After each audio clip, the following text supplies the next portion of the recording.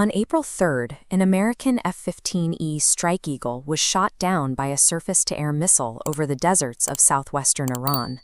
Both crew members successfully ejected. While the pilot was extracted by American forces within hours, the second officer, a veteran weapons system officer, found himself separated and alone deep within Iranian territory. For 48 hours, he hid in a mountain crevice, relying on a handheld C-cell beacon. This 800-gram satellite tracker sent intermittent encrypted pings to the Pentagon, providing his exact coordinates while evading Iranian radar detection. In response, the U.S. military mobilized a massive task force, launching a complex joint force operation into Iranian airspace under the cover of a moonless night. The officer was eventually pulled from the mountains and flown to Kuwait.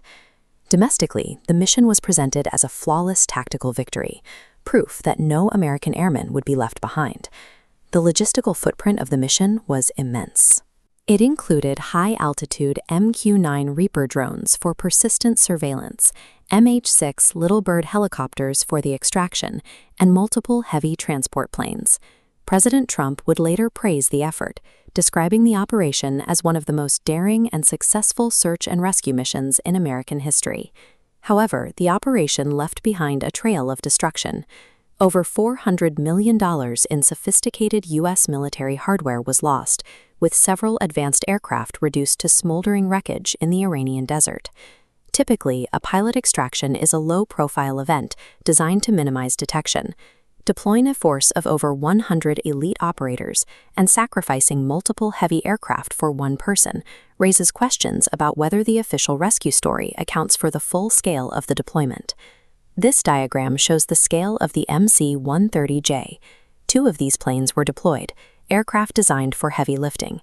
Each has a capacity of 70 equipped troops. Sending two provided space for 140 personnel, a force far beyond what's required to retrieve a single individual. The official explanation for the loss of these planes is that they became stuck in soft desert sand during landing. To prevent the technology from falling into Iranian hands, U.S. forces were ordered to destroy their own aircraft on the ground. Elite units like JSOC typically perform exhaustive soil analysis and terrain mapping before any landing. A catastrophic loss of multiple heavy aircraft due to mud suggests a level of planning failure that is rare for units of this caliber. The sheer volume of equipment and personnel at the site aligns more closely with a pre-planned ground operation than a reactive emergency rescue. Look at this map of the Khuzestan region where the F-15 was shot down. This area is Iran's primary energy hub, but just a short flight away lies Natanz, Iran's most critical and highly fortified uranium enrichment facility. This proximity has led to an intelligence hypothesis. The F-15 wasn't just patrolling, it was providing air cover for a covert JSOC raid intended to seize or disrupt enriched uranium stocks at the facility.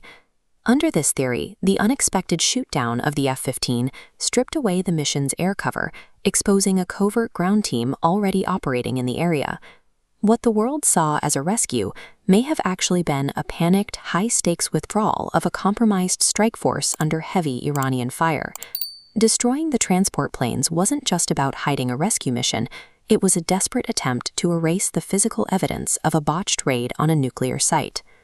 While the debate over the mission's intent continues, the physical results are visible to the world, a graveyard of advanced American military hardware in the Iranian desert.